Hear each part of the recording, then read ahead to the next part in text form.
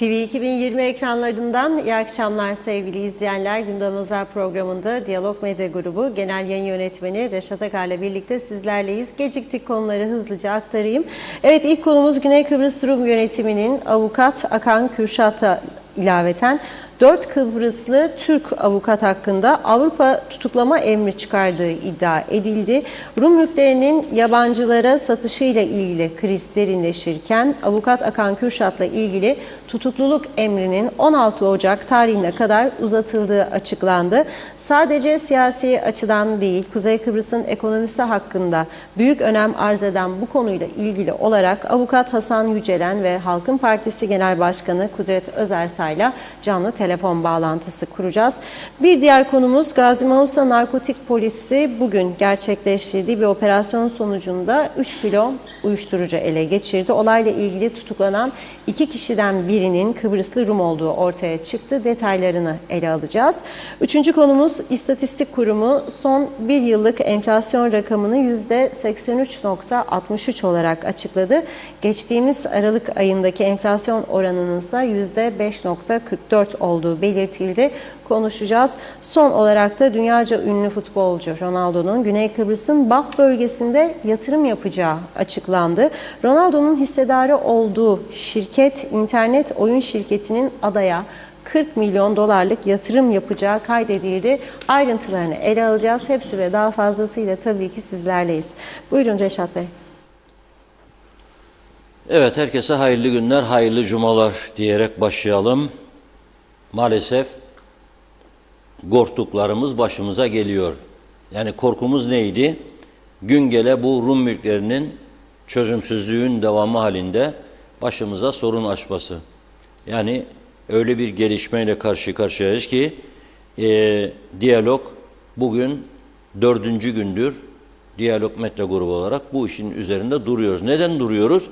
Çünkü mesleğimiz gazetecilik, takip ediyoruz gelişmeleri.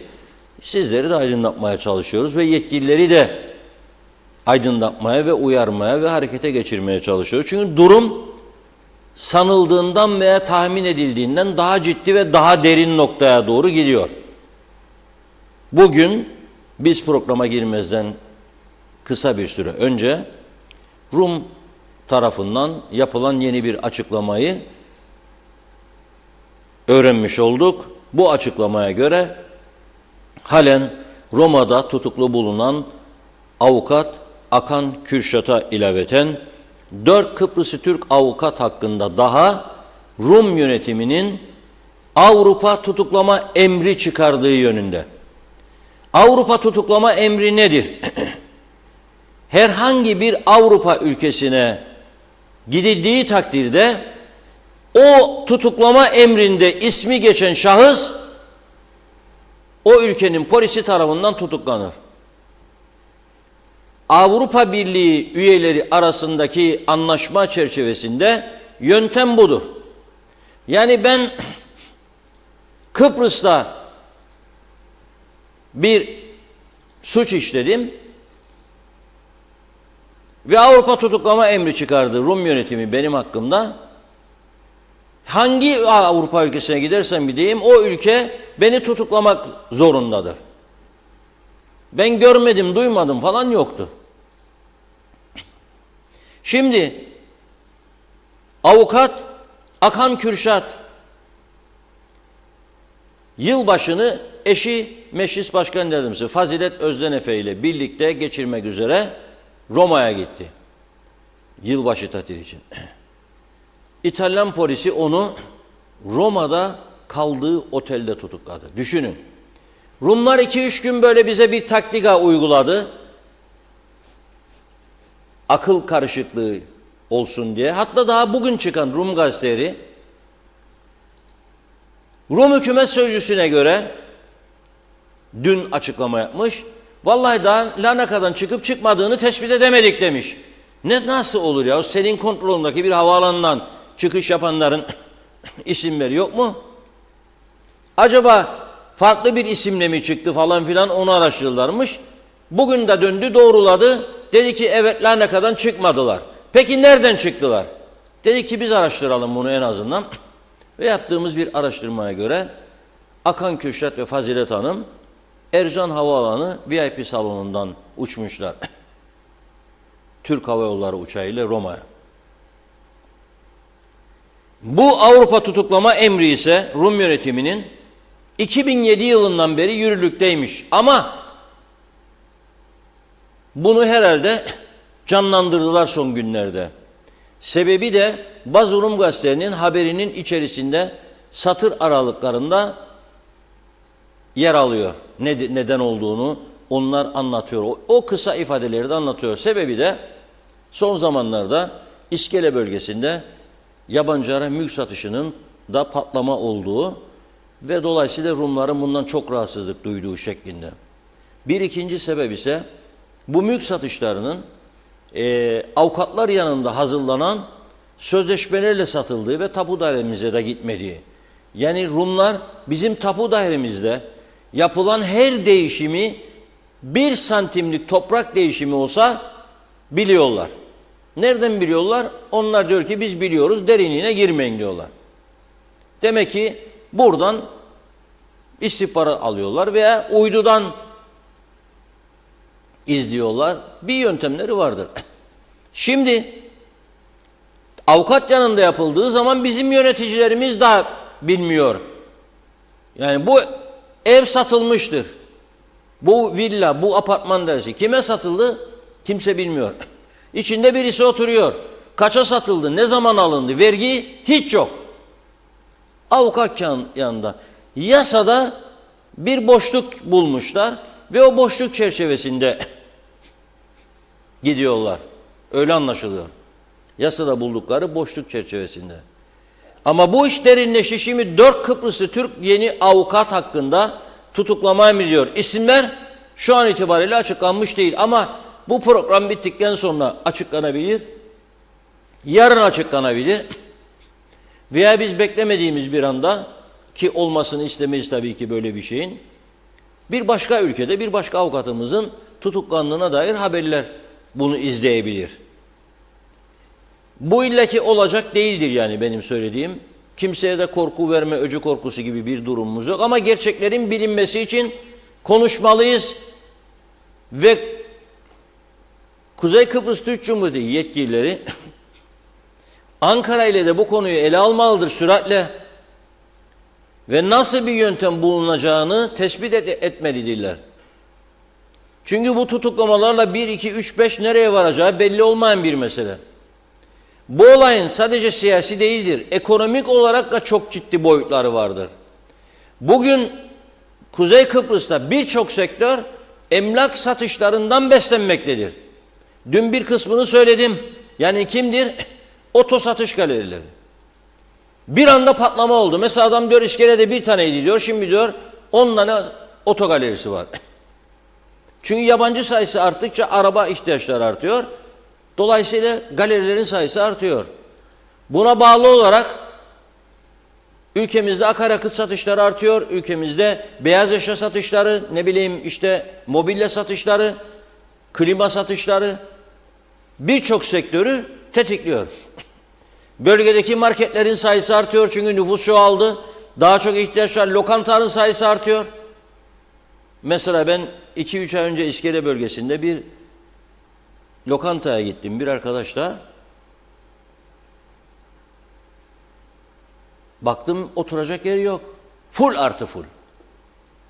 Ama daha öncesini hatırlarım. 2 yıl önce Halk Meclisi programları için gittiğimizde aynı yere bir masa, 2 masa bomboş.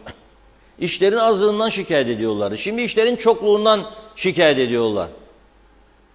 Bu bütün sektörleri olumsuz yönde etkileyecek bir durumdur. Ayrıca bilmiyorum tabii eşdeğer üzerine kredi veren bankalar var mı yok mu? Yani çok geniş kapsamlı boyutu var bu olayın. Esas sorun nedir bilir misiniz? Başımıza gelenler ve gelecek olanlar hiç önemsememek bu konuyu. Bırakın yavrum mallar satısına hiçbir şey yapamaz bize biz burada durduğumuz sürece. Şudur budur. Kahramanlık nutuklarıyla bir ülke yönetilmez. Bir ülkenin geleceği nutuklara bağlanamaz. Gerçeklere bağlanır. Gerçekler de nedir? Onu görmektir. Gerçekleri görmektir. Şimdi biz bu konuyu bugün daha detaylı konuşmak istiyoruz. Çünkü boyutları gelişiyor. Rum hükümet sözcüsü Konstantinos Letimbiotis bugün yaptığı açıklamada 4 Kıbrıslı Türk avukatın daha tutuklanacağına ilişkin bir sözünü görmedim. Bu Cyprus Mail'in internet sitesinde yer alan bir iddiadır. Ama isim vermiyor. Yalnız Rum hükümet sözcüsü diyor ki şu an somut olarak bildiğimiz bu. Akan Kürşat'ın Kıbrıs Cumhuriyeti'ne iadesi ile ilgili girişimlerimiz sürüyor. Ama bu arada İtalyan mahkemesi tutukluluk süresini 16 Ocak tarihine kadar uzatmış. Bunu da teyit ediyor. Bugün ayın 5'i. Demek ki 16'sına kadar tutukluluk süresini uzattı. Eğer Kıbrıs Cumhuriyeti'ne iade edilmezse, yani bizim Güney Kıbrıs dediğimiz veya Kıbrıs Rum yönetimi dediğimiz yönetime 16'sına kadar iade edilmezse, ki herhalde edilecektir, o tarihe kadar, 16 Ocak'a kadar yargılanacak demektir İtalya'da. Başkalarının mülkünün satışına aracılık etmekle suçlanıyor. Yani başka esas gerçek sahiplerinin izni olmadan onun mülkünün başkalarına satışına aracılık etmekle suçlanıyorlar. 16 Ocak tarihine kadar da tutukluluk var. Bugün ayın 5'i, 11 gün var. Bugünden itibaren daha nasıl gelişecek bu mülkiyet meselesi bilemiyorum. Rum lideri Nikos Christodilidis'in Kıbrıslı Türklerle ilgili bir paketi olacaktı. Biz o paketin tatlı olmasını beklerdik. Ballı börekli, Kıbrıslı Türklere güzel şeyler sunacağını, ama acıyla başladı. Bilmiyorum bundan sonrası nasıl gelecek. Bu gerçekten dediğim gibi siyasi boyutunun dışında ekonomik boyutu oldukça kapsamlı ve önemli. Şimdi bu konuyla ilgili olarak iki bağlantımız olacak. Birisi öncelikle avukat Hasan Yücelen'le bağlanacağız. Daha sonra dün de bağlanmıştık ama hem eski bir müzakereci olarak hem bir hukuk profesörü olarak Sayın Kudret Özersay'ın bu konuyla ilgili görüşlerini de merak ediyoruz. Dün konuşmadık çünkü Adana Havaalanı'ndaydı. Bu konuya hiç girmedik. Sadece İstihyas Otel davasına girdik ama bugün bu konuya gireceğiz. Bu konuya gireceğiz. Tabii bu arada Fazilet Hanım'dan da herhangi bir açıklama gelmedi. Aldığımız bilgiye göre Fazilet Hanım orada eşi için bir avukat tutmuş. Avukat uğraşıyor bu konuyla ilgili olarak. Ama dediğim gibi 4 tane daha yeni ismi açıklanmayan avukat var. Kıbrıslı Türk avukat. Bunlar hakkında da Avrupa tutukluluk emri çıkarıldığı belirtiliyor. Kimlerdir? Rum tarafı açıkladığı zaman biz de öğrenmiş olacağız. Bizim taraftan böyle bir istihbarat beklemiyorum. Çünkü zaten yani ilk gün Cumhurbaşkanı aradı Fazilet Hanım'ı, konuştu, bilgi verdi. Bizim Roma'daki elçiliğimizden temsilciliğimiz var. Herhangi bir bilgi var mı onu bilmiyoruz. Bizim dış işlerinden tek kelime bir şey yok. Hiçbir açıklama yok. Bakalım bizler de bunu izleyeceğiz tabii bu şekilde. Evet, bağlantımız hazır. Hasan Bey hattımızda. Merhaba, hoş geldiniz yayınımıza. Bulduk, iyi yayınlar diliyorum. Selamlar Hasan Bey. Selamlar Reşat Bey, iyi yayınlar. Sağ olun. Şimdi bu şeyi takip ediyor musunuz? Akan Kürşat'ın tutuklanması olayını. Tabii. Ve bu olayı siz nasıl değerlendiriyorsunuz? Yani Rumların buna hakkı var mıydı? Bu şekilde devam ederse bizi nasıl etkileyecek? Çünkü 4 avukattan daha söz ediliyor, isimler açıklanmamakla birlikte. Bu konuda bir hukuki değerlendirmeyi alabilir mi sizden? Şimdi tabii ki Reşat Bey, bu süreç kapıların açılması sonrasında kuzeyde mülklerini bırakan Rumların buradaki mülklerini kimlerin adına olduğunu ve buradaki mülklerle ilgili yapılan inşaatların kimler tarafından yönlendirildiği bireysel olarak tespit edenlerin güneydeki mahkemelere başvurarak kuzeyde bırakmış oldukları malların işgal devleti tarafından verildiğini ve buradaki işte birçok avukatında ilgili yapım şirketlerinde ortaklığı olması veya direktör olarak bulunması alınan evraklarla görülmesi üzerine Güney Mahkemesi'nde açılan dava ve bu dava ile birlikte o davalarda sanık olan şahısların uluslararası o mahkeme kararlarına dayanarak tutukluluklarının talep edilmesiyle başlayan bir süreçti. Tabii bu belli bir süre daha önceden de bunun söylentileri vardı. Ancak ne hikmetse ansızın Hakan Kürşat'ın İtalya'da bu güneydeki talep edilen mahkeme kararı ile ilgili iade talebi yürürlüğe kondu. İlk anda dediler ki, tabi bazı basın mensupları, bu tutuklulukla ilgili güneyden bu kaldırıldı. Hatta güneyden İtalya'ya gitti. Bu nedenle bu kısa sürede iptal ettiler.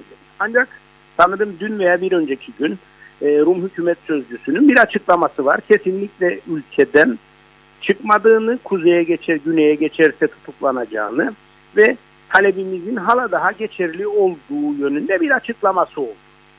Tabii yasal ve uluslararası hukukta tanınan mahkeme, güneydeki mahkemeler olduğu için ve Avrupa Birliği üyesi olduğu için de Europol sisteminde uluslararası tutukluluk Interpol aracılığıyla da çıkarılabildiği için maalesef bu mülklerle ilgili şu anda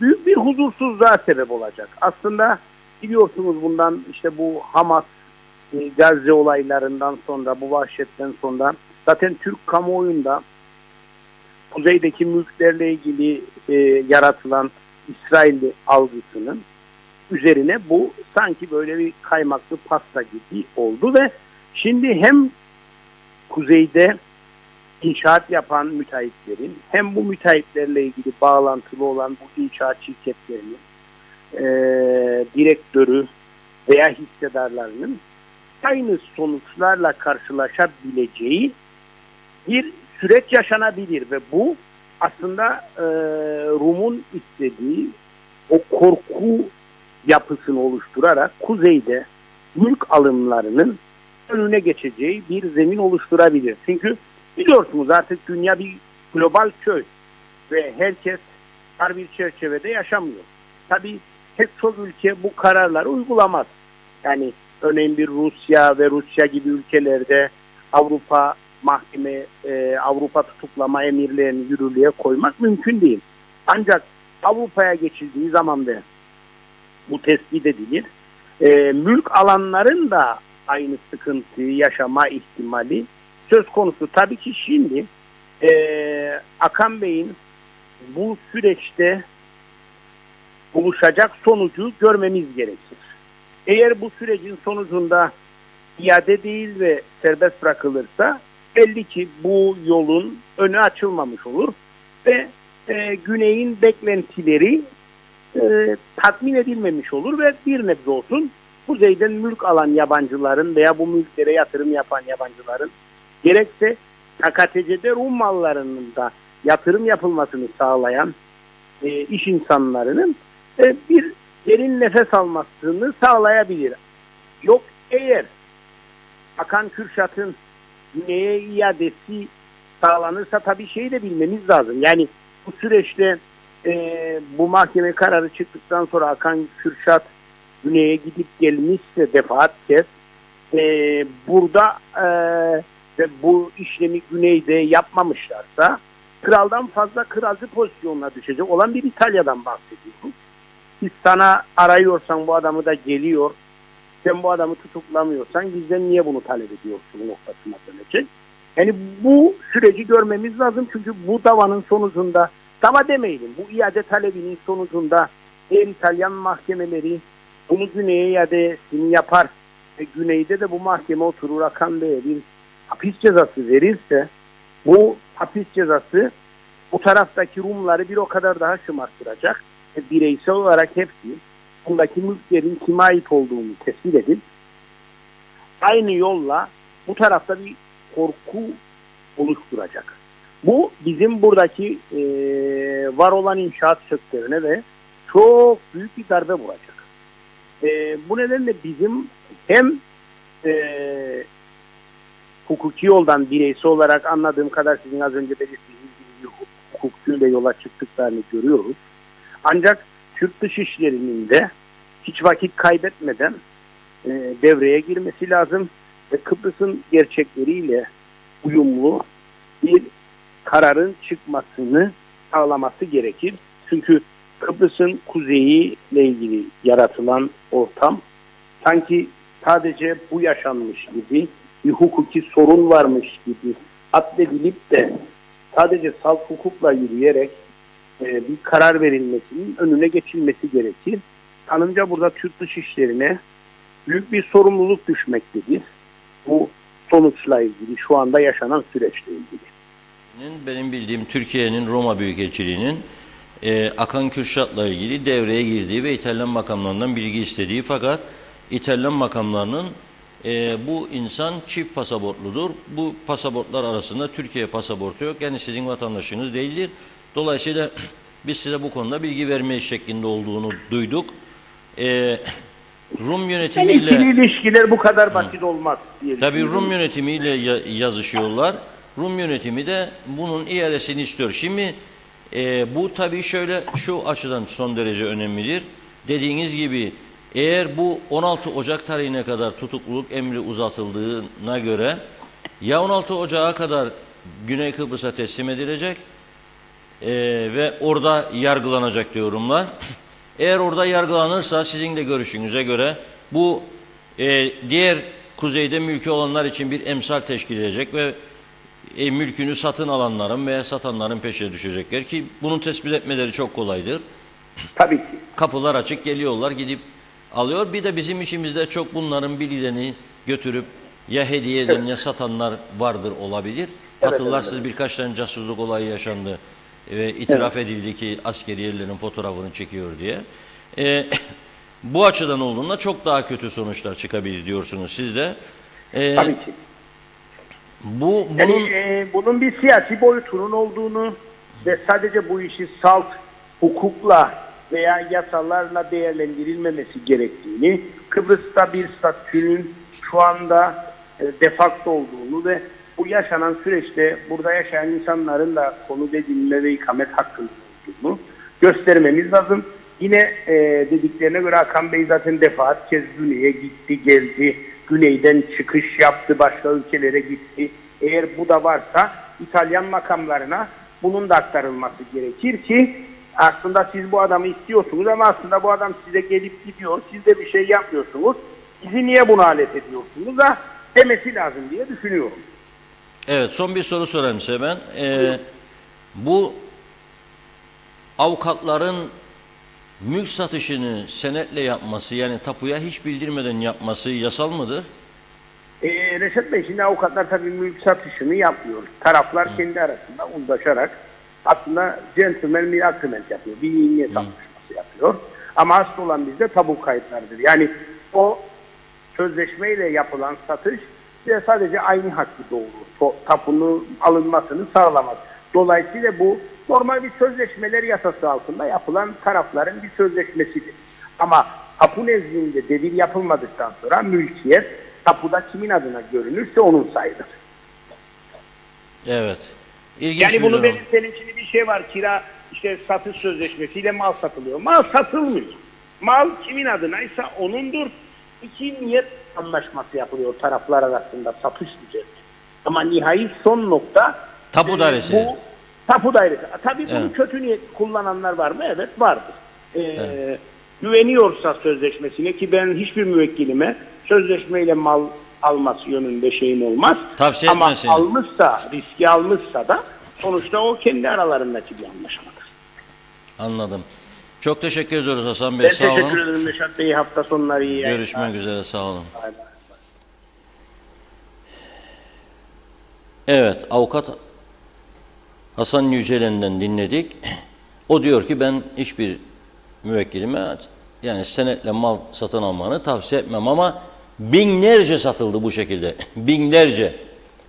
Ve bunun yasal diyor aslında bir şeyi yok.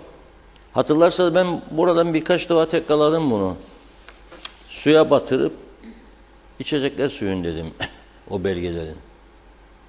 Tapu dairesine gidip resmen tapusu, yani koçanı bizim dediğimiz şekilde üstümüze dönmediği sürece no chance dediniz. Şimdi ben size tabii bu Rum mülklerin Türkleşmesi yönünde Taşınmaz Mal Komisyonu'nun çalışmadığını, çalıştırılmadığını çok kez konuştuk ve çalıştırılmadığı gibi de Türkiye mül satmak isteyen Rum'a nasıl engel olunduğuna dair bir de kanıtını sunacağım biraz sonra. Ayrıca Kudret Özersay Bey bekliyor bizi 5 dakika içinde. Funda Hanım biraz hızlıca mesaj okuyacak.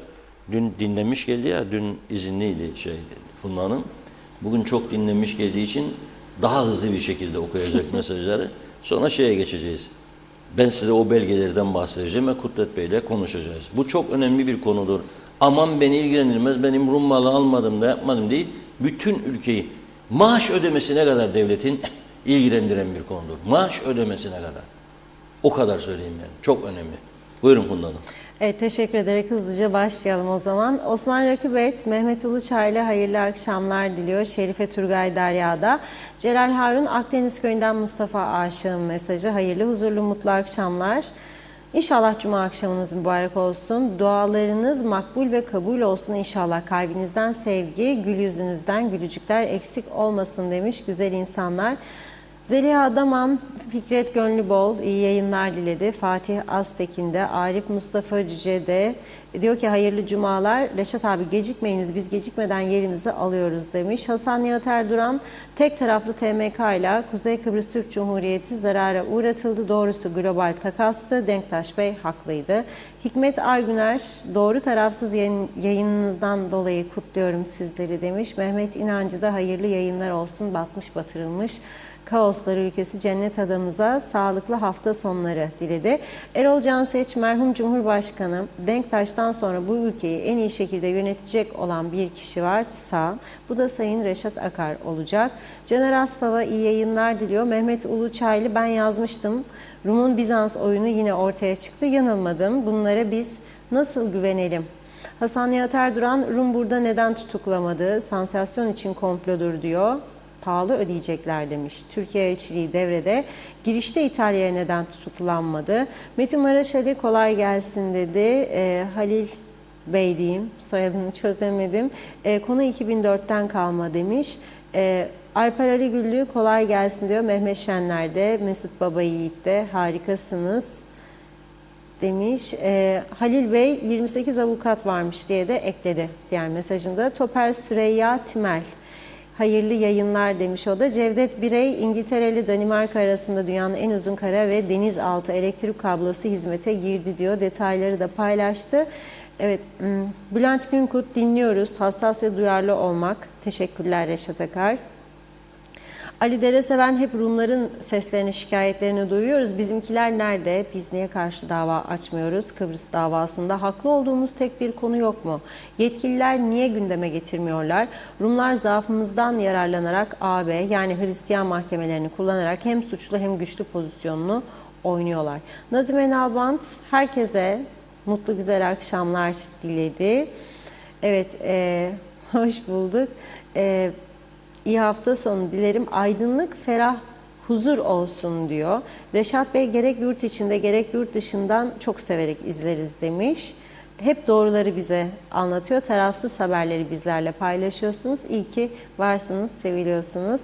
Celal Harun, 72 can için adalet istiyorum. Şampiyon meleklerimiz, rehberlerimiz, öğretmen ve velilerimiz için, geride kalan, yüreği parçalanan aileler için adalet istiyorum. İSİAS benim davam dedi. Meryem Thompson Mullaoğlu, cezasını çeksin yaptıysa demiş. Musalil, toptan suçlusunuz diyor. 200 bin Rum vatandaşının mallarını babanızdan miras kalmış gibi har vurup harman savurdunuz demiş. Kendi düşen ağlamaz. Zarif Ülmen, bir devlet kendi sınırlarının da olan vatandaşlarından vergi alamıyorsa veya almak istemiyorsa devlet batmaya mahkumdur. Balık baştan kokar. Mülk devirlerinde nasıl her devirde vergi alınıyorsa araç satımlarında da yapılsın. Tüm galeriler kapatacak. Yani çamaşır makinesi olarak geldik, öyle de öleceğiz yazmış. Evet, İsmet Sencer harikasınız dedi. Necdet Mavi Gözlü, Kuzey Kıbrıs Birleşik Afrika Pakistan Cumhuriyeti'nden, Lefkoşa'dan hayırlı yayınlar diliyor. Evet, bizi idare ettiklerini sananlar yüzünden daha başımıza çok işler açılacak. Sen Rum'un malına nasıl koçan verirsin? Koçan verdiğin zaman ileride ne gibi sorunlarla karşılaşacağını hesabını yapmazsan başına çok büyük işler açılacağı kesin diyor. Sen Golifa dağıtır gibi vatandaşlık ve Rum topraklarını habire dağıtıyorsan bunu dur demiyorsan hala başımıza ne gelirse çekeceğiz. İnşallah Avrupa Birliği bir karar alır ve bu Rum topraklarına yapılan binalar yapan müteahhitlerin ellerinde kalır. 5-10 müteahhit para kazanacak diye memleketi yabancı insanlarla doldurdular. İnşallah diyor bundan sonra yabancılara bir daire bile satılmaz. Bu memleket bu kadar nüfus kaldırmıyor dedi. Hasan Nihat Erduran da 63 işgal ve istilasıyla şehitlerin hesabını kim verecek? Katleder, soyar, sömürerek ensimizden kaç Maraş, kaç sanayi bölgesi yaptılar. Basın siyasiler bunların hesabını neden sormazlar? Birleşmiş Milletler'de hukukçu yok mu? Nedir bu durum diyor. Nazime Nalbant, bizler adalet istiyoruz demiş. Şampiyonlarımızın mekanları cennet olsun, ciğerlerimiz yanıyor. Bunları ailelerimize yaşatanlar cezalarını çeksinler lütfen dedi. Bir iki mesaj daha okuyup ara verelim. Çakır Bey, avukatların ne suçu var? Rum yönetimi bir derdi varsa Ersin Tatar'a gitsin, derdini onunla çözsün diyor. Metin Maraşali de eşit egemen devlet olacağız ya, senin olmayan toprağın üstüne devletmiş özel şahıs mallarını sana yedirir mi? Takas en doğal hak demiş, takası olmayanlar ödeyecek. Rabia Özcümert de iyi yayınlar diledi. Artık güzel haberlere hasret kaldık diyor. Evet, mesajlarımıza bir ara verelim. Kudret Bey hattımızda. Merhaba, hoş geldiniz yayınımıza. Merhabalar, iyi yayınlar dilerim. Reşat Bey merhaba. Selamlar hocam, nasılsınız? Teşekkür ederim. İyiyim, iyi olmaya çalışıyoruz. Umarım sizler de iyisinizdir. Sağ olun. Şimdi siz yıllarca müzakere masasında Kıbrıs Türk tarafını temsil ettiniz müzakereci olarak. Doğrudur. İyi bir hukukçusunuz. Tabii dünkü Estağfurullah. bağlantımızda İSİAS Otel ağırlıklı davayı konuştuk. Çünkü oradaydınız siz. Ayrıca Gaziantep Adana arasında gidip geldiğiniz uçak meselesi. Evet. Netice Evet. itibariyle sağ salim geldiniz.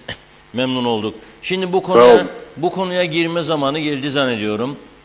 Tabii taşınmaz mal komisyonu çalıştırmasını siz de çok önerdiniz geçmişte. Dinlenmedi. Evet. Şimdi bu olayın boyutları nereye gidiyor? Yani 4 farklı isim daha var diyorlar. Onlar hakkında da Avrupa tutuklama emri çıkarıldı. İsimler Evet. açıklanmadı. Bu iş nereye varacak? Sizce bunun durdurmanın bir yolu yok mudur? Evet. Şimdi ben öncelikle şunu bir açıklığa kavuşturmak isterim. Söyleyeceklerimi belli bir kişi ve belli bir isim üzerinden söylemeyeceğim. Genel anlamda değerlendirme yapacağım. Olay henüz netleşmiş değil. Son konuşulan örnek. Ama siz yakından takip ediyorsunuz. Rum basınını zaman zaman izleyicilerle de paylaşıyorsunuz. Hatırlarsanız yabancılara çok yoğun bir biçimde mal satışı ön plana çıktığı için ve adeta kontrolsüz bir mal satışı görüntüsü söz konusu olduğu için Kuzey Kıbrıs'ta Rumlar bir panik yaşadılar ve bazı toplantılar yaptılar. Rum Temsilciler Meclisi'nde siyasi partiler bir araya geldiler ve bazı tedbirler konusunda uzlaştıklarını açıklamışlardı. Benim ilk değerlendirmem bu yaşadığımız olay Rumların o bazı tedbirler alacağız dedikleri tedbirlerle bağlantılıdır. Çok böyle renk vermiyorlar. Biz yaptık, biz adım attık falan demiyorlar. Çünkü muhtemelen bu tedbiri Güney Kıbrıs'ta ya da mesela Larnaca havaalanında uygulamak işlerine pek gelmezdi. Bunun yani Avrupa tutuklama emrinin Avrupa'nın başka başkentlerinde de aslında uygulanabilecek bir şey olduğunu göstermek istediler. Çünkü Kuzey Kıbrıs'tan taşınmaz mal alan kişilerin korkutulmasını, caydırılmasını istedikleri için eğer Kuzey Kıbrıs'tan mal alırsanız siz bir Alman, siz bir İngiliz, siz bir Rus veya Ukraynalı veya İranlı fark etmez kim isterseniz olun. Yarın öbür gün Avrupa'da bir başkentte sizinle ilgili bir tutuklama emri çıkabilir ve başınız belaya girer şeklinde bir görüntü, bir algı yaratıp korku salmaya çalışıyorlar. Kendilerine göre tedbir alıyorlar ama tabii bunun çok ciddi olumsuz yansımaları söz konusu olabilir. Şimdi bahsi geçen örnek yeni bir karar olmayabilir zaten. 2004-2005 yılında buna benzer kararlar ürettiler. Yani güneyde bir mahkeme, kuzeydeki eski Rum mallarıyla ilgili mal alımı satımı söz konusu olduğu gerekçesiyle karar aldı. Sonra AB üyesi oldukları için ve yabancı mahkemelerin kararlarının tanınması ve temfizi Recognition and Enforcement of Foreign Judgments çerçevesinde, tanıma ve temfiz çerçevesinde güneydeki mahkemenin kararını Avrupa'da bir mahkemede tanıtıp bir tutuklama emri, arrest warrant denilen tutuklama müzekkeresi çıkardılar o tarihlerde. Ama biz o tarihlerde görev yaptığımız dönemlerde, o dönemlerde yanlış hatırlamıyorsam Sayın Talat'ın görevde olduğu bir dönemdi. Ve o tarihlerde biz bazı adımlar attık. Yani bunun önünü kesmek için mesela Brüksel'e bir takım ziyaretler oldu, mektuplar yazıldı. Birleşmiş Milletler Genel Sekreterine mektuplar yazdık ve şunu söyledik.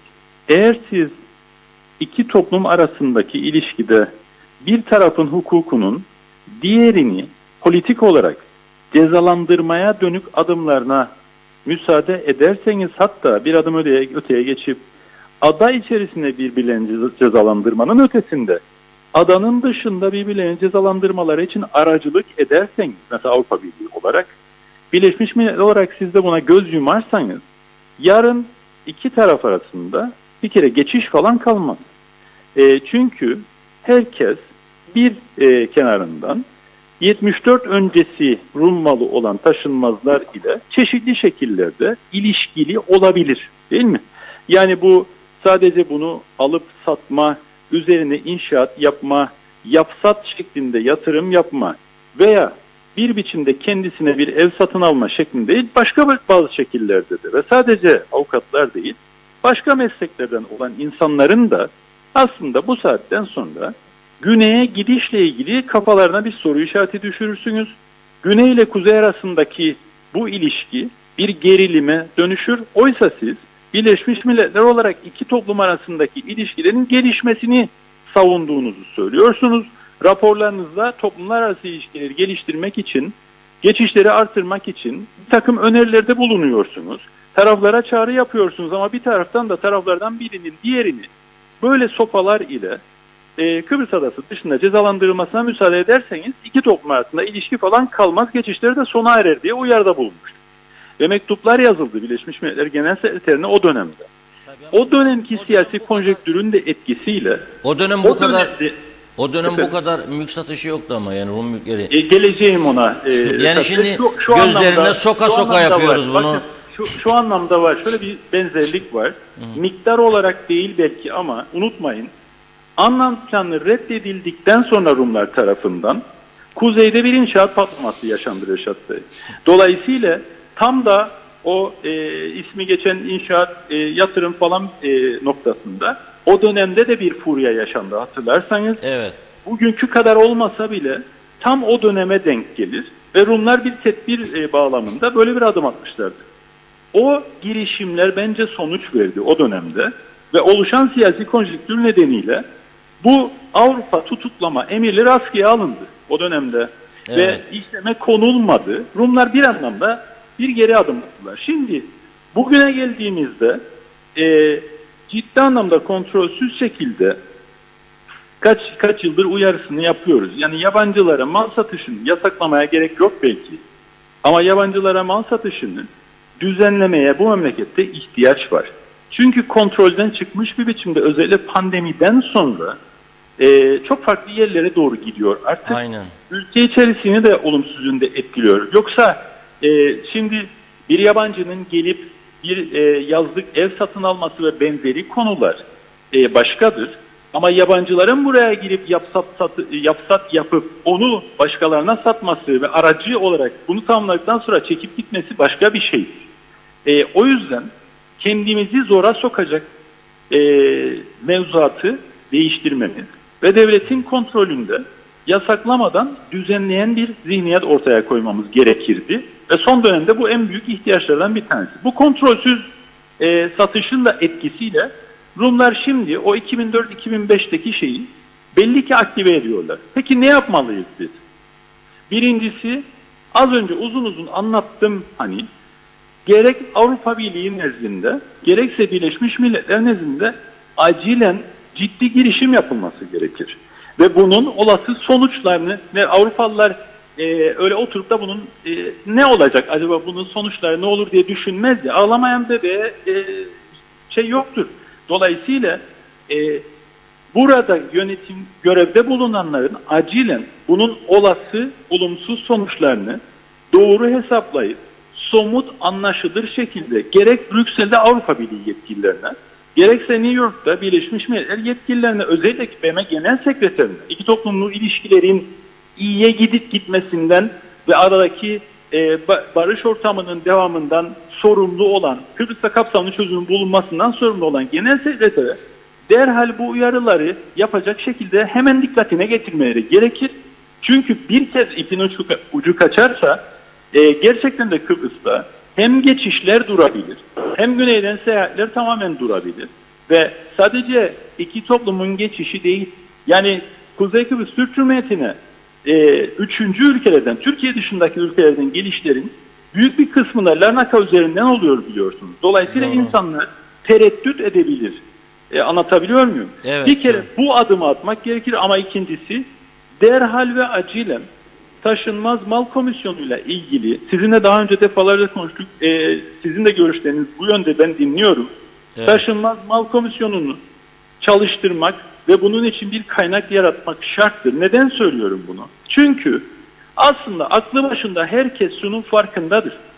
Bu kadar yıldan sonra, bu kadar köprünün altından su aktıktan sonra, 2004'te Rumlar ana planı reddettikten sonra, hani sürekli söylenir ya, Türkiye Cumhuriyeti de hep altını çizer bunun. Ne derler? Aradaki gerçekler temelinde bir çözümden bahsedilir. O gerçekler nedir? Bu kadar yıldan sonra o malın iadesi artık mümkün değil. Ama o malın iadesi mümkün değilse bile o maldan kaynaklanan hakkını yok sayamazsınız kimsenin.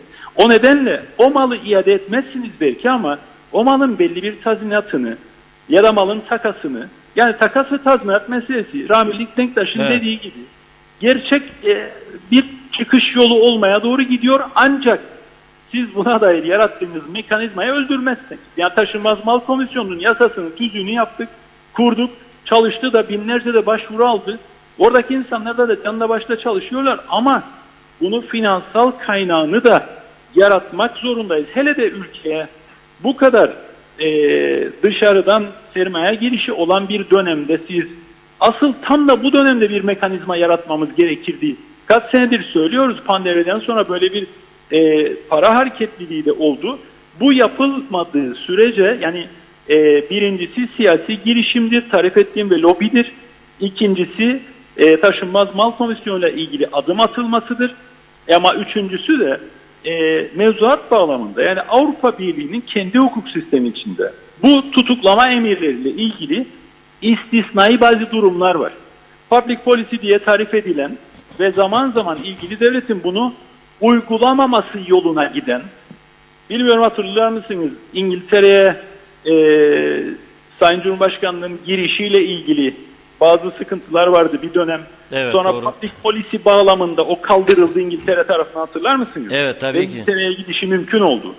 Buna benzer bir istisnai düzenleme Avrupa mevzuatında da var. Bu tutuklama emirleriyle ilgili olarak tanıma ve tenfiz bağlamında Avrupa Birliği'nin bir tüzüğü var bu konuda. Mesela bunu oturup hukukçuların da çalışması gerekir Cumhurbaşkanlığında. Onu söylemeye çalışıyorum.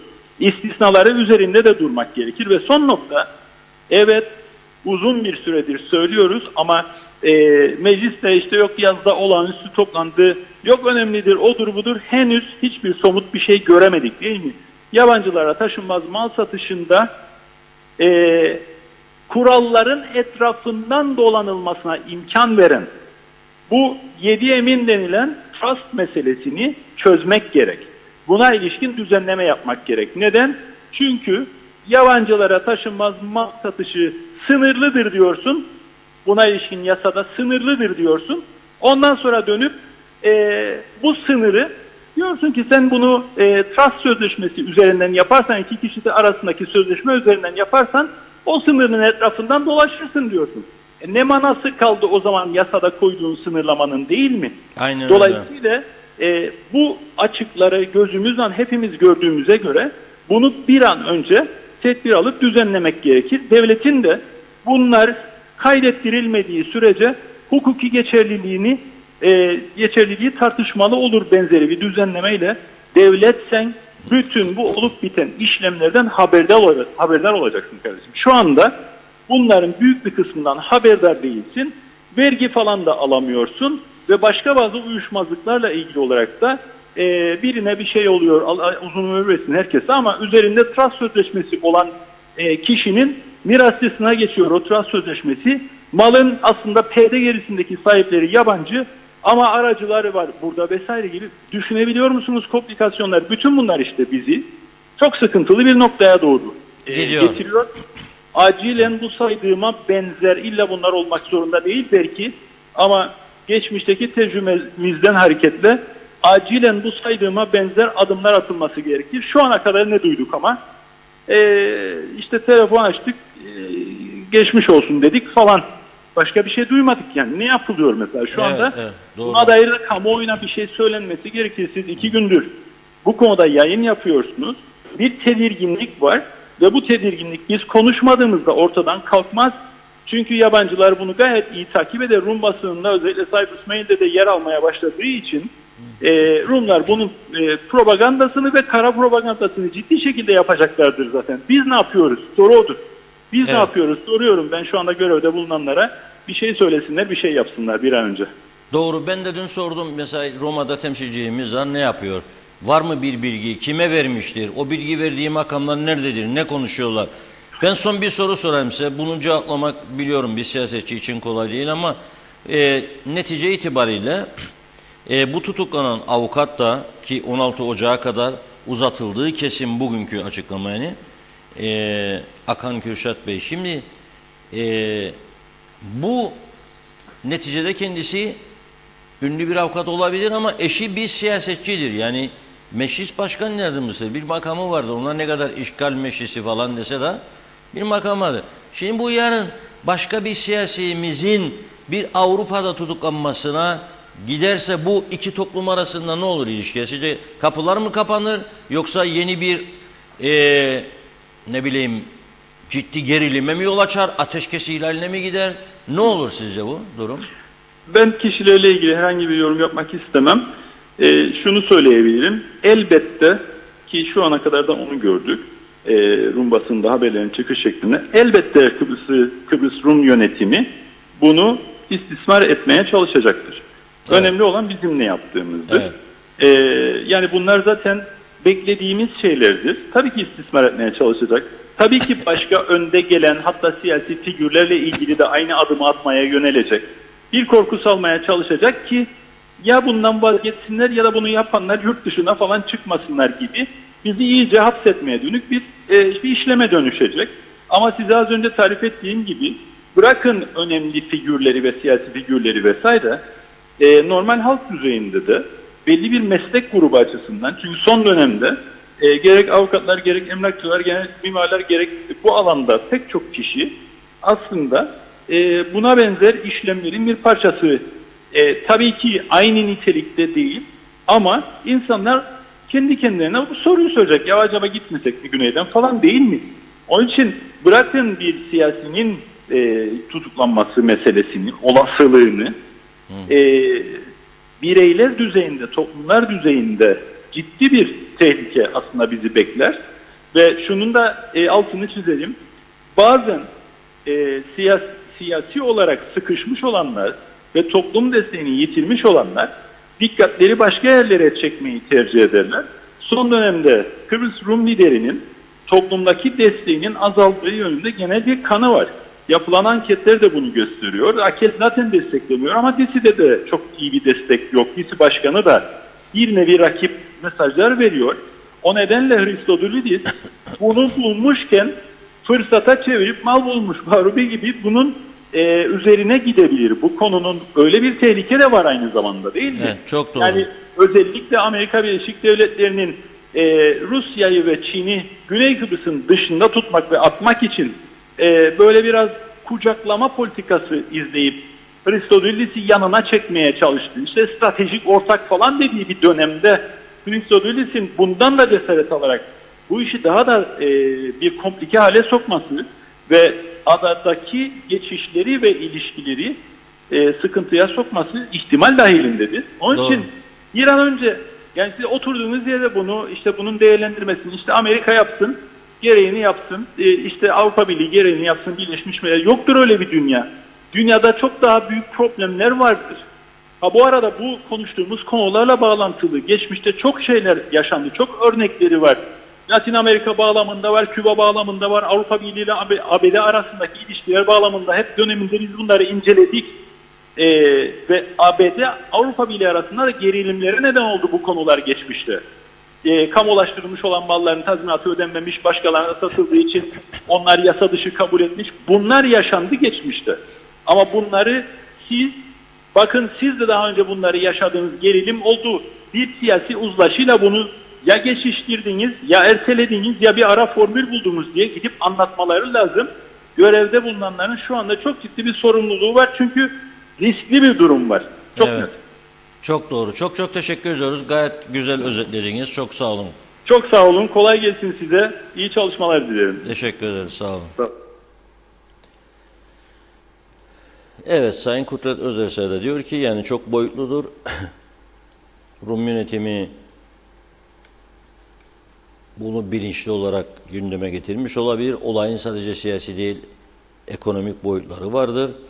Türk tarafının sessiz kalması bizim sessiz kalmamızın bir yarar getirmeyeceğini, tam tersi daha farklı sonuçlara yol açabileceğini söylüyor.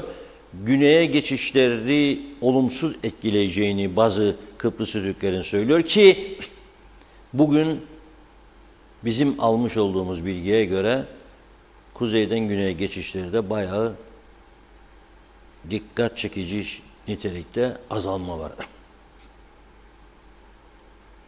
Çünkü yüzlerce avukatımız var, yüzlerce emlakçımız var. Bunların bu tutuklamadan, Akan Kürşat olayından dolayı endişe içine girmiş olmaları son derece doğaldır. Ya geçeyim de tutuklarsa beni Rum polisi diye bir endişe vardır. Bakmak lazım. Ama esas sorumsuzluk nedir bilir misiniz? Esas sorumsuzluk bize ait olmayan mülkleri bizimmiş gibi yabancılara, üstelik avukatların geçersiz olduğunu söylediği bir bilgisayardan çıkan bir kağıtla satmak. Onun yabancılar üzerinde yaratacağı olumsuzluklarla da yakında yüzleştiğimizde ne olacak acaba? Ben bunu çok merak ediyorum. Onun yaratacağı olumsuzluklar ne olacak? Ve şimdi tabii gene birkaç mesaj ama biliyorsunuz ünlü bir restoranlar zincirimiz vardır. Kaliforniyan restoran. Onun sahibi Salih Kayın Bey'in Rumlara ait mülkü satın alması, Rum mal sahibinin izniyle satın alınması konusunda karşılaştığı, bizim taraftan karşılaştığı zorlukları gündeme getireceğim. Ama önce mesajlar. Buyurun. Evet, kaldığımız yerden devam edelim. Mehmet Uluçaylı gayri yasal sözleşmeyle yabancılara vergisi bile ödenmeden avukatlar aracılığıyla yapılan satışlara yardımcı olan avukatlar zor durumda kalacaklar. Tabii emlak alanlar da zor duruma düşecek. Niyazi İnancı iyi yayınlar. İhale her zaman KKTC halkına kalır demiş. Ali Cevat, evet, Türkiye'de olan depremde konuşulanlar, ben aynen yazdığınız gibi aktarayım, ben çok çözemedim. Makine olsa o makine yanar diyor. Kesinlikle neye güveniyorlar? Yalanın bir yere kadar, yalan her zaman tutmalı. Maalesef yalanı bağlayamadılar demiş. Ali Bey Hale Akyollar hayırlı cumalar diledi. Meral Kavaz da kolay gelsin diyor. Zalihe Şahkude de hayırlı cumalar. Erol Tamer Güçer halledeceğiz inşallah yazmış. Mehmet İnancı, Reşat Bey hayati bir konu gündeminde tutuyorsunuz. Bizimkiler de suskun. Hasan Nihat Erduran, güvenlik soruşturması sözleşmeyle verilen her anahtar bir suç evi, hücre evi, istihbarat evi vesaire yarattı. Bugün asayiş yoksa bunlar etkendir. Bet, uyuşturucu bu güvensiz apartman ve sitelerde döner bence. İvedi tedbir şarttır. Sayar Aker, siyasi kumardan uzak duralım demiş. Mehmet İnancı, ülke yönetimi için ufku geniş, kültürlü, temiz, dürüst bir yönetim lazım. Reşat Bey mesajım sizedir. Hüseyin Koltan, Doğru Haber'in gerçek adresi. İyi ki varsınız. Mutlu, sağlıklı bir hafta sonu diledi. Turgay Gezen, Kıbrıs sorunu çözümsüz kaldığı sürece mülkiyet meselesi buna paralel olarak daha da çetrefilli bir hale gelecektir. Dolayısıyla garantör devletler başta olmak üzere soruna taraf, tüm kesimler bir araya gelmeli ve bu sorunu çözmelidir. Cuma Meşe, kolay gelsin demiş. Ünsal Özbilenler, Kuzey Kıbrıs Türk Cumhuriyeti Dışişleri Bakanlığı nerede diyor. Mehmet İnancı, eroin kaçakçılarına müebbet hapislik verilmeli. Uyan ey yüce meclis elemanlar demiş. Diğer mesajında da Mehmet İnancı, KKTC yetkilileri nerede neden konuşmuyorlar diyor. Sayareker, bölünmüş bu adada huzura kavuşmak için bir ömür yetmez. Fırsatçılıkla zengin olanlar çoğalıyor. Nikos Bülent Antonio, iyi yayınlar. Teşekkürler. Evet.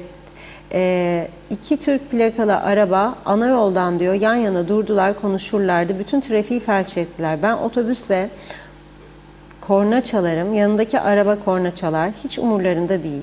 Sanki babasının tarlasında duruyorlardı orada, böyle mi yaparlar? Ben plakalarını otobüsün kamerasından polise ilettim demiş, saygılar. Hasan Yaşaroğlu, söylemeyeyim siteyi. Ben İskele'de bir sitede oturuyor. Yabancılara satılmasıyla gündemde olan bir yer. Size yapılan bu binaların altyapısı olmadığı konusunda bilgi vermek isterim. Kanalizasyon diye bir şey yok. Kuyular var. Her gün bu kuyular doluyor. Biz her sabah kuyudan vidanjörle pis su çekildiği için kötü kokularla uyanıyoruz demek istemiş. Böyle bir şey olabilir mi? Göya rezidans. Doktorlar sitesinde yaşayan insanlar da bu kokudan şikayetçi. Çünkü gün boyunca vidanjörler hiç durmadan çeşitli kuyulardan pis sular çekiyor. Yakında burada denize girilmeyecek. Bir araştırma yaparsanız ve yayınlarsanız çok memnun olurum, saygılarımla. Ramazan Zaza Aslan, kolay gelsin. Evet, Reşat Bey, gerçekleri konuşan bir program yapıyorsunuz. Şu an Mersin'den sizi zevkle dinliyorum. Hayırlı akşamlar. Şenol Tatlıcıoğlu da iyi yayınlar, selamlar demiş. Bilal Karamalli de iyi yayınlar diliyor. Hasan Nihat Erduran, Kıbrıs'ta sorunun sebebi Yunanistan'ın iştahıdır. Rum da Enosis uğruna Kıbrıs Türk'üne ihanet etti. 63, 67, 74'te Yunanistan suçüstü yakalandı. Garantörlüğü bu yüzden geçerli değildir ve tüm tazminatları da sorumlusudur. BM bunları görmemezlikten gelir maalesef. Bunlar üzerine hukuken mücadele edilmesi gerekir. Çünkü Birleşmiş Milletler'in misyonu sanki ambargolarla bizi yok etmek durumundadır şu an. Salih Kanal, o dönemdeki halkı için çalışan bir cumhurbaşkanı vardı. Şu anki cumhurbaşkanı turist Ömer gibi gezmekten başka bir çabası yok maalesef demiş. Ali Dereseven, onlar mülkler için dava açtıklarına göre bizler de savaşa sebep olup binlerce insanın ölümüne sebep oldukları için dava açalım. Niye konuşulmuyor diyor. Hüseyin Kaya Erdal, süpersiniz. Bu milletin söyleyecek sözü yok mu?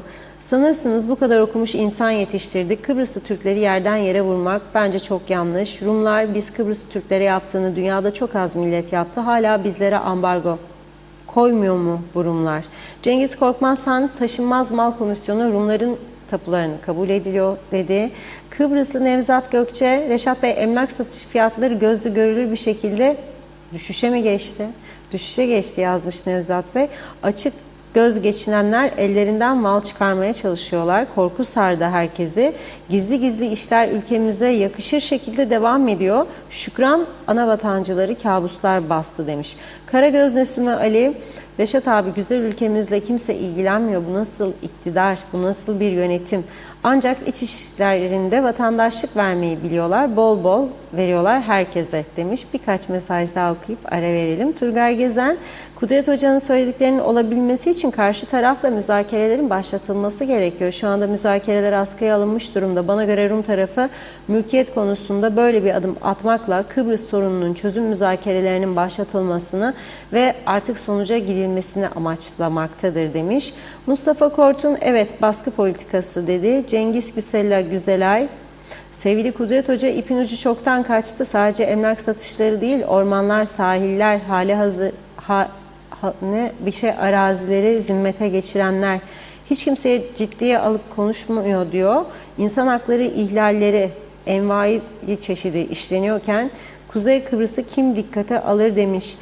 2024 bu hukuk dışılıklarıyla birileri dur diyecek. Sağlıklı, güzel kalınız dedi Cengiz Bey. Evet, bir mesajınız daha var. İsminin açıklanmasını istemiyor izleyicimiz. Bu kadar sesimiz oluyorsunuz diyor bu programla. Her gün ev almak artık devede kulaktı, şimdi kulak değil pire oldu demiş. Zamlara yetişmek mümkün değil, çok acil seçim. Hiç bu kadar berbat olmamıştı Kuzey Kıbrıs. Ne oluyoruz? Asgari ücrete zammı dört gözle bekleyen halk şimdi zam asgari ücrete göre zam olmasın demiş. Kaşıkla veriyorlar, kocaman kepçeyle alıyorlar dedi. Acil seçim diyor izleyicimiz. Teşekkür ediyoruz. Devam edeceğiz yine. Buyurun.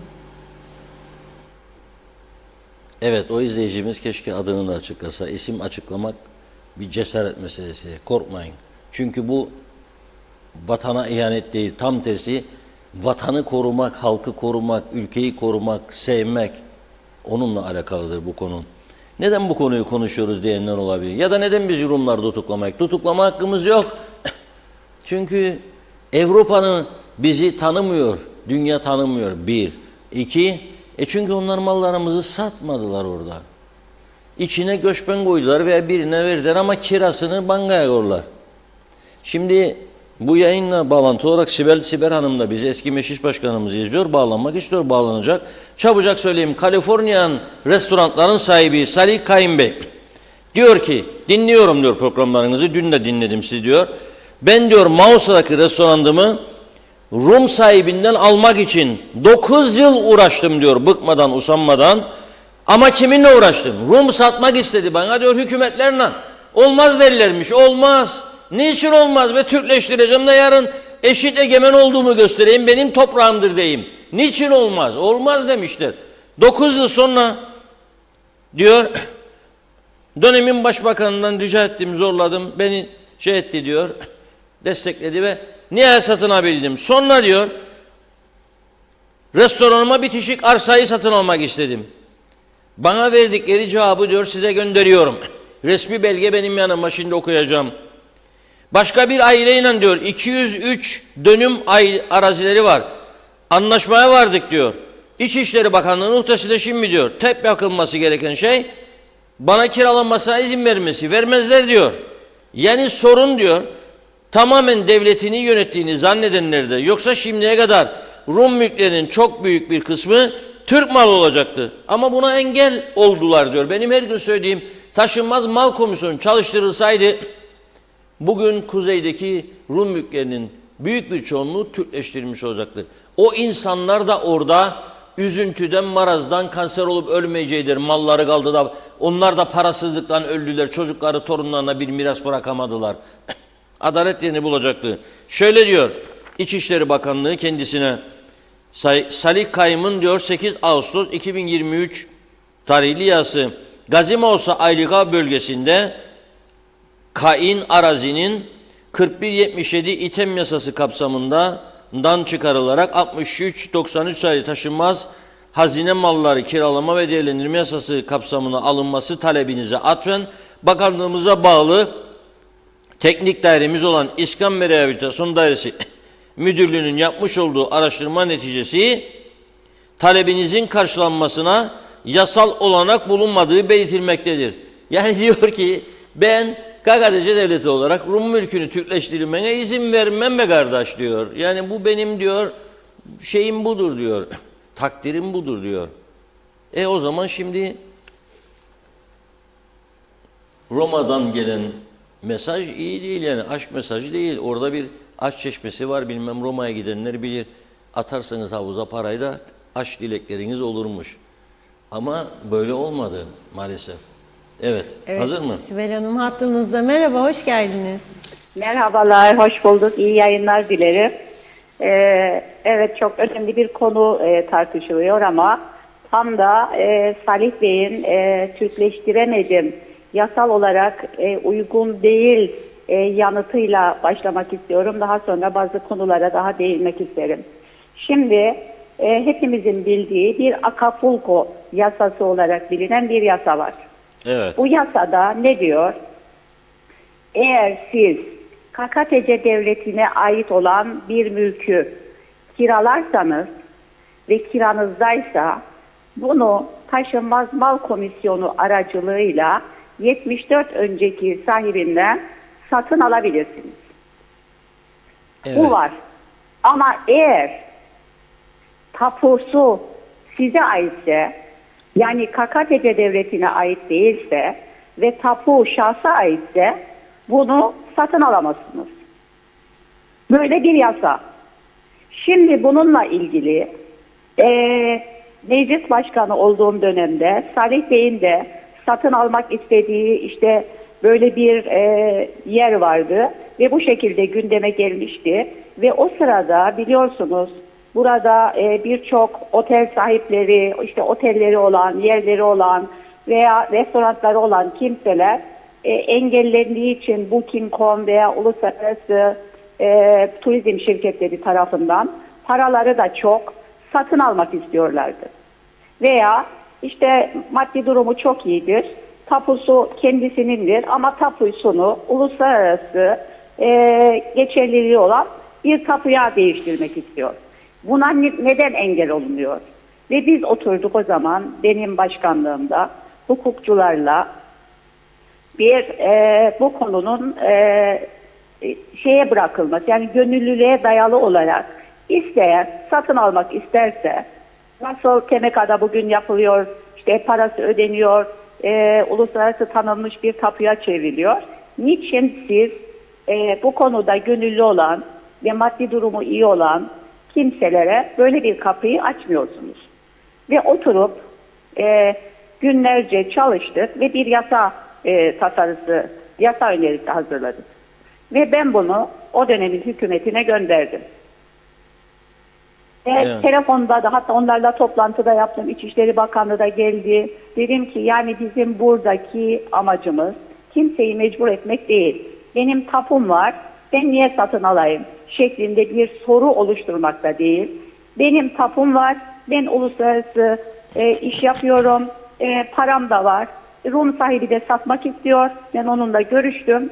74 öncesi sahibi ve satın almak istiyoruz. Niye biz bunun önüne geçiyoruz? Ve bu yasa önerisini hükümete gönderdim, başbakana.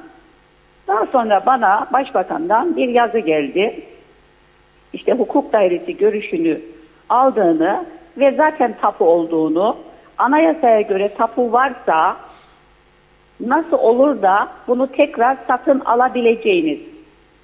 Ben de bunun üzerine mantığıma hiç uymadığını ve ona bakarsanız bizde tapusu olan malı taşınmaz mal komisyonu aracılığıyla nasıl satın alıyoruz?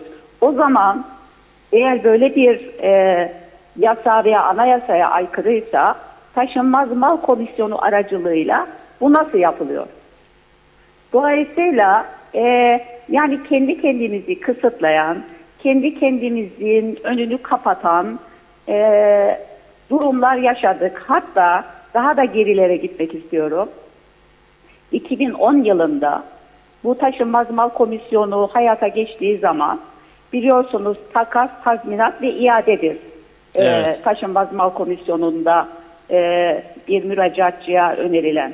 Doğru. Bu takasın da gündeme alınması ve Kıbrıslı Türklerin güneyde bıraktığı mallara karşılık eğer kuzeyde bir malı varsa güneydeki mal sahibiyle takasta anlaşabilmesi için imkan tanınması konusunda bizim o zaman ben milletvekiliydim, yeni bir milletvekiliydim, muhalefet milletvekiliydim ve oturup hukukçularla yine bir çalışma yaptık.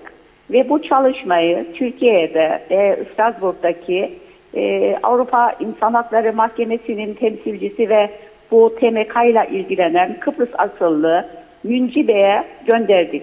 Ve Münci Bey'in yazdığı bir not var. Çok önemli. Bu şekilde bu taşınmaz mal komisyonu yasası buna olanak veriyor. Ve Kıbrıslı Türklerin müracaatına da olanak veriyor TMK'ya. Bu şekilde isteyen takas da yapabilir. Ve ben o zaman yine hükümetle, Cumhurbaşkanıyla, hatta Kudret Bey de çok iyi hatırlayacak. Kudret Bey o zaman Cumhurbaşkanı'nın temsilcisiydi. Ve Kudret Bey'le de görüşme yapmıştım. Bu olanaklı değil, bu olmaz. Yani biz sürekli reddettik. Sürekli bu mevcut durumu doğal kabul ettik. Bunun dışında yine Taşınmaz Mal Komisyonu'na çok fazla sayıda Rum müracaat ediyordu. Hatta ben meclis başkanıyken beni ziyarete geldiler. Ve bana dediler ki biz kuzeydeki mallarımızı satmak istiyoruz. Ama müracaat ettiğimizde o zaman da bir dönem biliyorsunuz ödenek bulunamadı. Ve bu kişiler müracaat ediyor. Ama bizim bu malları kompanse edecek ödenek ayırmadığımız için bunu ödeyemedik.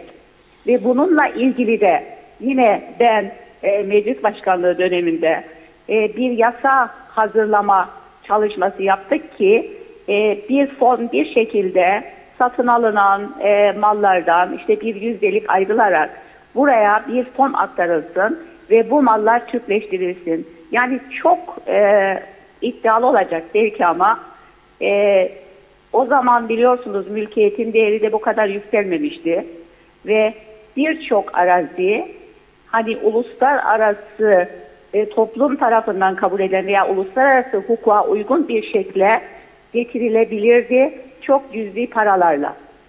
Ama maalesef biz kendi kendimizi hapsettik bir görüşün veya bir inanışın içine ve neticede geldiğimiz noktada bu sorunlarla yüz yüze kalıyoruz. Yüz yüze yeni mücadeleler başlatmak durumunda kalıyoruz. Yani elimizdeki olanakları zamanında değerlendiremedik ve bir yaptığımız yasanın işte devletten kiralarsan satın alabilirsin. Ama işte. eğer tapusu üzerindeyse alamazsın gibi anlamsız yasalarla veya yasaklarla bu durumlara geldik. Bunları söylemek isterim. Söyleyecek çok şey var. Evet. Yığınla yazı yazmıştım, köşe yazı yazmıştım bu konularla ilgili ve yine eleştiri almıştım. Mülkiyetle niye bu kadar ilgileniyor Sibel Hanım? Hatta o kadar iddialıydım ki Kıbrıs sorunun temeli mülkiyettir. Bu mülkiyeti büyük ölçüde halletmek elimizdedir. İnsan haklarına uygun bir şekilde, uluslararası hukuka uygun bir şekilde ama maalesef geri doldurduk ve oldu bittileri gerçek sandık. Üzücü, inşallah daha üzücü durumlar yaşamayız. İnşallah moral bozucu konular gündeme gelmez bundan sonra. Evet. Daha dikkatli, daha bilinçli, daha paydaşlarla görüşülerek, yasalar düzenleyerek daha olumlu adımlar atarız Reşat. Teşekkür ederiz Sibel Hanım. İnşallah daha uygun bir zamanda, daha geniş kapsamlı konuşuruz sizin. Ama son bir soru sorayım size de kısaca bir cevap alabilirsem. Yani Evet, bu yasalar engel olduk. Ama KKTC'nin çıkardığı yasalar da birçok yasayı Anayasa Mahkemesi'ne götürüp düşürebilen bizim sivil toplum örgütleri neden bu kadar hayati bir konuya hiç ilgi göstermediler? Hepimizin bir yerden bir şeylerine malanmamızdan mı kaynaklanır? Bu nasıl değerlendirirsiniz? Nedense tabii ki yani şöyle bir durum var. Ya insanlar endişeye kapıldılar. Yani ben işte güneyde ben mal bıraktım. Eşdeğerim var. Kuzeyde bana mal verdiler. Veya bir şekilde satın aldım. Tapum var. Bir daha mı bunu satın alacağım şeklinde. Böyle bir endişe, hatta bu tür böyle konuşmalar dolaşmaya başladı. Halbuki Tabii. gerçek o değildi. Hiçbir zorlama yoktu. Ve kaldı ki bu malın uluslararası hukukun kabul ettiği bir mülkiyete dönmesi o malın değerini biliyorsunuz kat kat artırır. Yani bir ekonomik gelir de sağlayacaktı. Evet. Ve tamamen en başta gönüllülüğe dayanacaktı bu. Kimseyi mecbur etmeyecektik. Yani kimseye mecbur değildi gitsin de ille de malını bir de tekrar satın alsın. Öyle bir mecburiyet yoktu. Ama bu da bir kapıydı ve birçok malın Türkleşmesine pozitif yönde etki edecek bir olaydı. Edecekti ama maalesef olmadı. Çok teşekkür ediyoruz. Sağ olun Ben Sibel Hanım. teşekkür ederim. Yeniden görüşmek üzere. Katkı Görüşmek koyduğun için üzere, iyi teşekkür yayınlar ederim. dilerim. Sağ olun. Şimdi yani bu o kadar önemli bir konu ki biz bugün 3-4 konumuz daha vardı. Hiçbirine giremedik. Bu taraftan da şikayet alıyorum. Dün taksiciler eylem yaptı. Bakanlık önünde. Arıyor beni taksiciler. Hiç mi önemsemediniz diyor. Haksızlık var diyor. Biz bu haksızlığa tepki gösterdik. Görüntü gelsin arkadaşlar. Yaşa. Şimdi diyor ki kişilere teyizli verildi diyor. Hakkı olmayan, uygun olmayan kişilere nasıl oluyor diyor. İzahat istiyoruz diyor. Bu kriterlere uymayan, hakkı olmayan kişilere verildi diyor. 25 yıldır diyor bir tanesi bu işi yapıyorum diyor. Gelmiş geçmiş tüm hükümetlerden kaçak taşımacılığın önlenmesini istedik. Önlenmedi diyor. Ülkede 741 taksi var diyor. Hükümet gerekli düzenlemeleri yapmadı. Korsan taksi taşımacılığı devam ediyor diyor. 741 bana göre anormalin üstünde anormal bir rakam. Anormal. Yani çok ciddi bir sorun. Her şeyin bolluğu var arkadaş bizde. Her şeyin bolluğu var. Bir tek kabağın bolluğu yok galiba. Kabak, kabak. Kabak.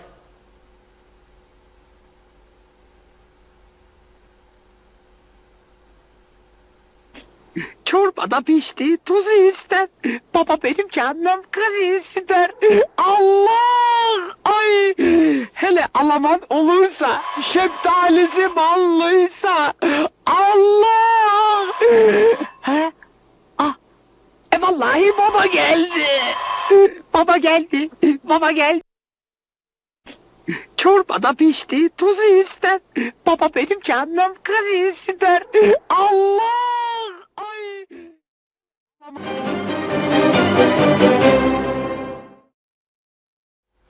Çorba da pişti, tuz ister diyor.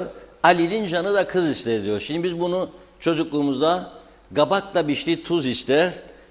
Mehmet'in canı kız ister. Bizim Mehmet'in canı değil, Reci'de de bir Mehmet var. Bilmiyorum onun canı kız ister mi? Şimdi ya enflasyon rakamları açıklandı. Yani kaç gün oldu? Pazartesi bıraksam bana diyeceksiniz ki falan kaç günlük mesela enflasyon rakamları ama konuşulmuyor. Hiç üzerine mecbur kalıyorum. Bir yıllık enflasyon oranı İstatistik Kurumu'na göre %83.63. Ama Aralık ayında diyor 5.44 enflasyon rakamı. Ve diyor Aralık ayının zam şampiyonu nedir bilir misiniz diyor. Ben size soruyorum. Kabak da pişti tuz ister dedim az önce. Ali'nin canı da kız ister.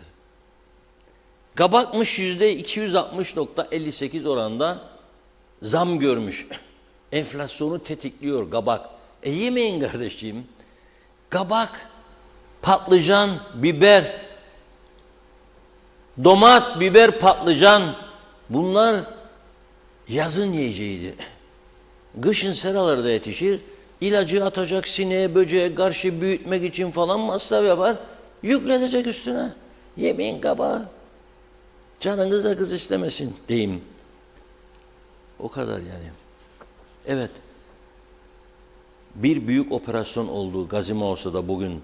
Türklerle Rumlar birçok konuda anlaşamıyor ama öyle görülüyor ki uyuşturucuda artık çok güzel anlaşıyoruz. 3 kilo uyuşturucu ele geçirdi. Bugün Gazi Mauso narkotik polisi 2 kişi yakaladı. Birisi Kıbrıs Rum George Areste. Vay George, hey George diyor, versene borç. Olmaz Michael, bende de yok diyor o da. George bize borç vermeye gelmedi, para almaya geldi. Getirdi uyuşturucuyu, para alacakmış. Meğer kiminle?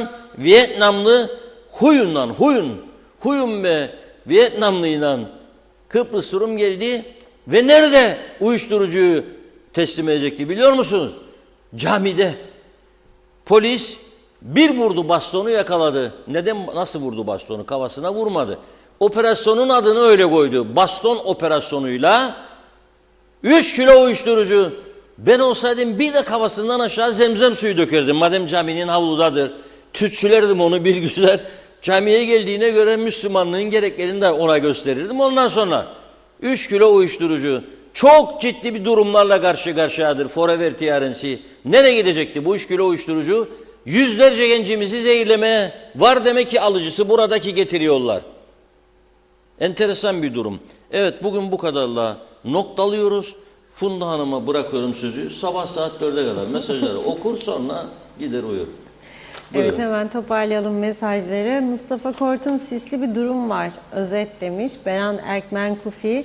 Bugün çok tenhaydı geçişler diyor. Erdal Yarkın, Ergün Yahat hayırlı yayınlar diledi. Hasan Özge Evren.